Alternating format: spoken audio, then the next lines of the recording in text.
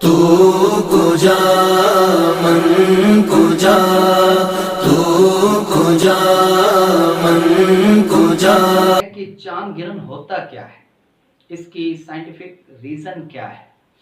तो याद रखिए कि जो हमारी ज़मीन है, हमारी ज़मीन के गिर्द ये चांद तकरीबन 29.5 दिन के अंदर अपना एक चक्कर मुकम्मल करता है। एक तो इसकी रोज़ाना की रोटेशन है, रोज़ाना की इसकी जो हरकत है ज़मीन के गिर्द, एक वो है कि ये सूरज चाँद तुलू और गुरूब होता है, और एक होता है इसकी मंथली, जो ज़मीन के गिर्द इसका एक चक्कर है। तो ज़मीन के गिर्द जो इसका एक चक्कर है, जो एक्लिप्स के अंदर एक्लिप्टिक के अंदर लगता है, यानी मिंतिकतुल बुरूज के अंदर, तो वो जो इसकी ड्यूरेशन है वो तकरीबन, यानी औसतन मैं बता रहा हूँ, वो 29.5 दिन बनती है।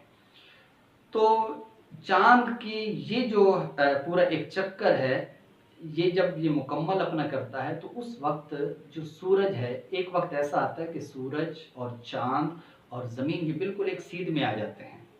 और फिर कभी ऐसा होता है कि सूरज और चाँद और ज़मीन ये एक सीध के अंदर हों, लेकिन जो सूरज की रोशनी ज़मीन पर पड़ रही है, तो दरमियान के अंदर कभी आड़ के तौर पर चाँद आ जाता है।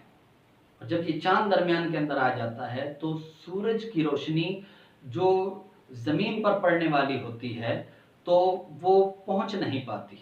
तो जिसकी वजह से सूरज की रोशनी ज़मीन पर आने से क्या हो जाती है, वो रुकावट बन जाती है, दरमियान में चाँद रुकावट बन जाता है।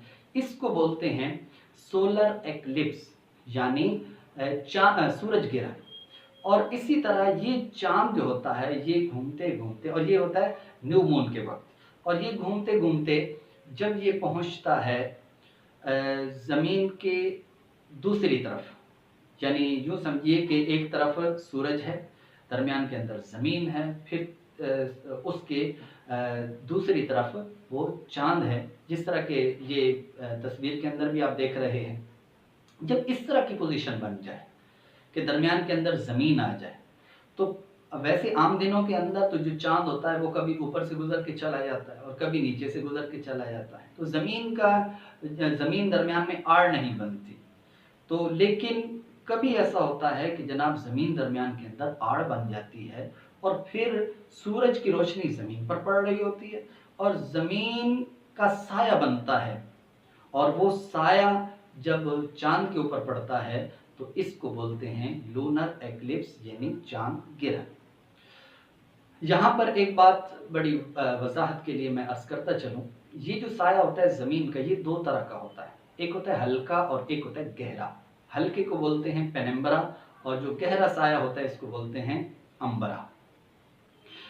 पेनिम्बरा और अंबरा ये 2 साए हैं। जो पेनिम्बरा है, ये पेनिम्बरा, अगर ये ऐसा हल्का साया होता है कि अगर ये चाँद के ऊपर पड़े, तो इससे चाँद गिरहन नज़र नहीं आता। लेकिन जब अंबरा ऊपर पड़े तो फिर चाँद गिरहन नज़र आता है। तो अब ये वाली जो पोज़ीशन अभी चाँद को जो 27 जुलाई को चाँद गिरहन लगने वाला है, ये जो पोज़ीशन होगी, इसमें दोनों साए ज़मीन पर पड़ेंगे। पेनिम्बरा पहले पड़ेगा, फिर उसके बाद अंबरा पड़ेगा। अब चूँकि ये जो पेनिम्बरा है, जब ये पड़ता है चाँद के ऊपर, तो इससे ज़ाहिरी तौर पर चाँद गिरहन नज़र नहीं आता। तो इस वजह से इसकी टाइमिंग हम बयान ही नहीं करेंगे।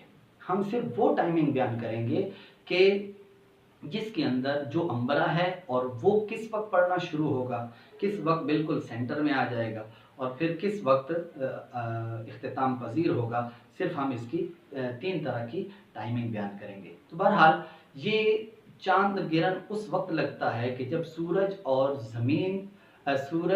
ज़मीन और चाँद एक सीध में हों, और सूरज और चाँद के दरमियान ज़मीन आ जाए, तो उस वक्त चाँद गिरहन